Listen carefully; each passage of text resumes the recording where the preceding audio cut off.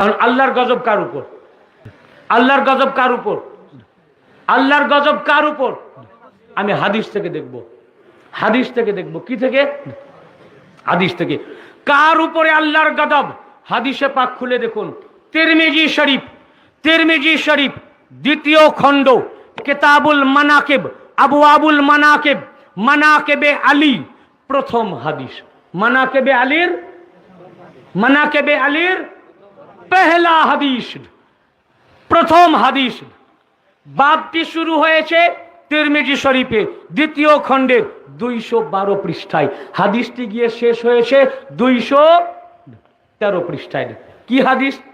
হাদিস শরীফটি হচ্ছে এই, চারজন সাহাবী প্ল্যান করলো। চারজন বলুন সাহাবী প্ল্যান করলো। কার বিরুদ্ধে? মৌলা আলী।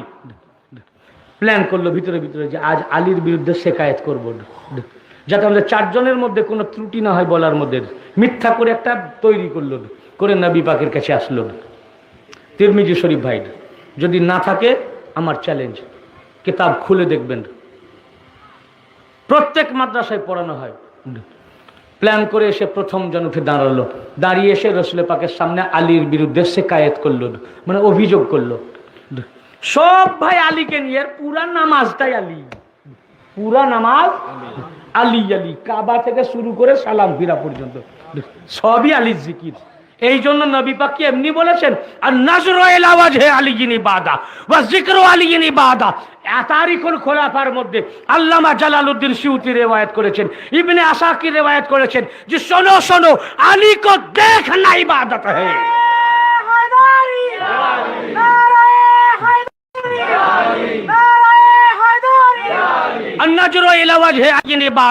আলী আলাইহিস সালামকে দেখা হচ্ছে ইবাদত, ওয়া যিকরু আলীন ইবাদত। যারা আলীকে দেখতে পাবে না, আলী আলী আলী আলী আলী আলী আলী মৌলা আলী মৌলা আলী মৌলা मौला अली मौला अली, ये कहना ये भी इबादत है।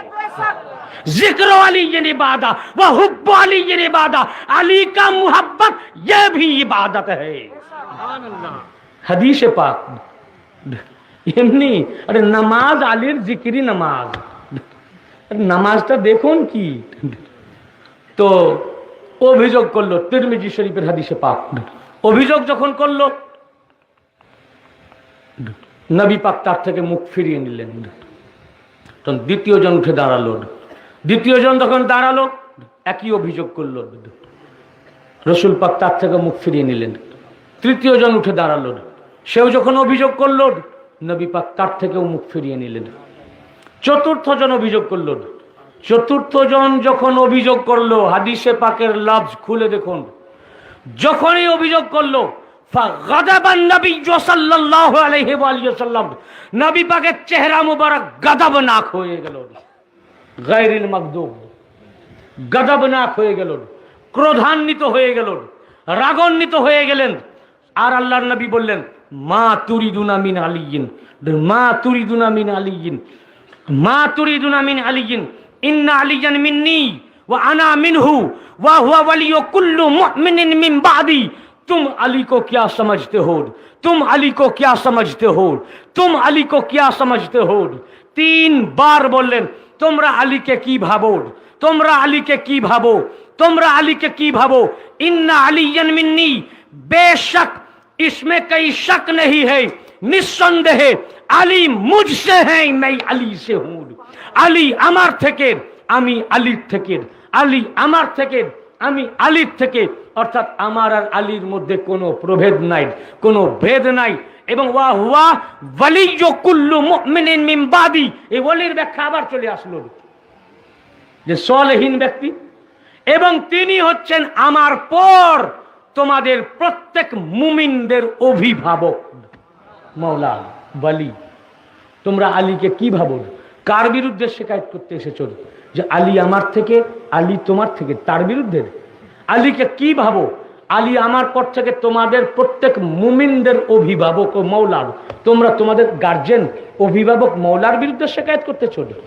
তো এখানে হাদিস পাক আছেন, নবী পাকের চেহারা ক্রোধান্বিত হয়ে গেল, গজবনাক হয়ে গেল। তো নবীর গজব কার উপর? নবীর গজব কার উপর? না, দুশ্মনে আলীর উপর।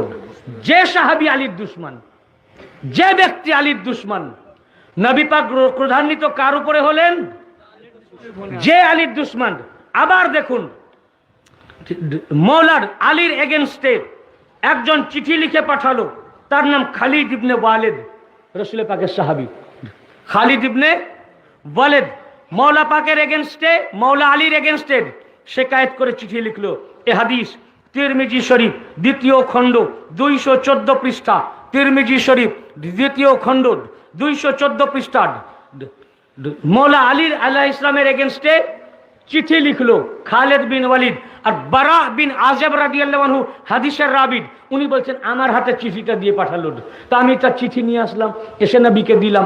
যেই নবী পাকের হাতে চিঠি দিলাম, ফাকারা আল কিতাবা ফাতাগায়্যারা লাউনুহু সুম্মা কাল, যেই নবী পাক চিঠি পড়লেন সঙ্গে সঙ্গে নবী পাকের চেহারা লাল হয়ে গেল। সঙ্গে সঙ্গে চেহারা পাক ফাতাগায়্যারা লাউনুহু সুম্মা কাল, নবী পাকের চেহারা লাল হয়ে গেল। তারপর নবী পাক বললেন, মা তারা ফি রাজুলিন ইউহিব্বুল্লাহ ওয়া রাসূলুহু ওয়া ইউহিব্বুহুল্লাহু ওয়া রাসূলুহু, সেই ব্যক্তি সম্পর্কে তোমরা কি ভাবো? সেই ব্যক্তির সম্পর্কে তোমরা কি ভাবো? অর্থাৎ আলীকে তোমরা কি ভাবো? যাকে ইউহিব্বুল্লাহ ওয়া রাসূলুহু, যিনি আল্লাহ ও আল্লাহর রাসূলকে মুহাব্বত করেন, ওয়া ইউহিব্বুল্লাহু ওয়া রাসূলুহু, এবং আল্লাহ ও আল্লাহর রাসূল যাকে মুহাব্বত করেন। সুবহানাল্লাহ। তোমরা ওই ব্যক্তিকে কি ভাবো? তোমরা ওই ব্যক্তিকে কি ভাবো? অর্থাৎ আলীকে তোমরা কি ভাবো? যে আলী আল্লাহ ও আল্লাহর রাসূলকে মুহাব্বত করে, ভালোবাসেন, এবং আল্লাহ ও আল্লাহর রাসূলও তাকে ভালোবাসেন। যখন এই কথা বললেন, এই হাদিসের রাবি বারা বিন আযিব রাদিয়াল্লাহু আনহু, উনি তখন বলছেন, কুলতু, তখন আমি বললাম, আউযু বিল্লাহ মিন গাদাবিল্লাহি ওয়া মিন গাদাবি রাসূলিহি। উনি বলছেন, আমি আল্লাহর কাছে আশ্রয় প্রার্থনা করতেছি, আউযু বিল্লাহি, আমি আল্লাহর কাছে আশ্রয় প্রার্থনা করছি, মিন গাদাবিল্লাহি, আল্লাহর গজব থেকে, ওয়া মিন গাদাবি রাসূলিহি, এবং তার রাসূলের গজব থেকে। তো আল্লাহ এবং আল্লাহর রাসূলের গজব কি? আল্লাহ ও আল্লাহর রাসূলের গজব কি? তারপর উনি বললেন যে, ইয়া রাসূলুল্লাহ, আমাকে মাফ করে দেন, আমি একজন পত্রবাহক মাত্র, আমি তো এ ব্যাপারে কিছু জানি না, আমার হাতে চিঠি পাঠিয়েছে, আমি আপনাকে দিয়েছি, আপনি আমাকে ক্ষমা করেন। তো উনি আশ্রয় প্রার্থনা করছে যে আল্লাহর গজব এবং নবীর গজব থেকে আমি আল্লাহর কাছে আশ্রয় চাচ্ছি। তো গজবটা কি? গজব হচ্ছে আলীর বিরুদ্ধে, মৌলা আলী আলাইহিস সালামের বিরুদ্ধে চিঠি লিখেছিল, চিঠিতে কিছু আলীর বিরুদ্ধে শিকায়েত করেছিল, তাতে কি হয়েছিল? আল্লাহর গজব হয়েছিল এবং নবী পাকের গজব হয়েছিল, এবং বিরুদ্ধে লেখার জন্য নবী পাকের চেহারা লাল হয়েছিল। তাতে সাহাবী বললেন, আমি আল্লাহর কাছে আল্লাহর গজব থেকে সাহায্য প্রার্থনা করছি এবং নবীর গজব থেকে আল্লাহর কাছে সাহায্য প্রার্থনা করছি। তো আল্লাহ ও আল্লাহর রাসূলের গজব কি? আলীর বিরুদ্ধাচরণ করা। কার বিরুদ্ধাচরণ করা? বুঝতে পেরেছেন? আলীর, মৌলা আলী আলাইহিস সালামের বিরুদ্ধাচরণ করা, তার বিরুদ্ধে শিকায়াত করা, তার বিরুদ্ধে গুস্তাখি কথা বলা, তার বিরুদ্ধে বেয়াদবি করা, তার বিরুদ্ধে খারাপ কথা বলা, তার বিরুদ্ধে খারাপ চিন্তা করা, তার বিরুদ্ধে খারাপ ধারণা করা।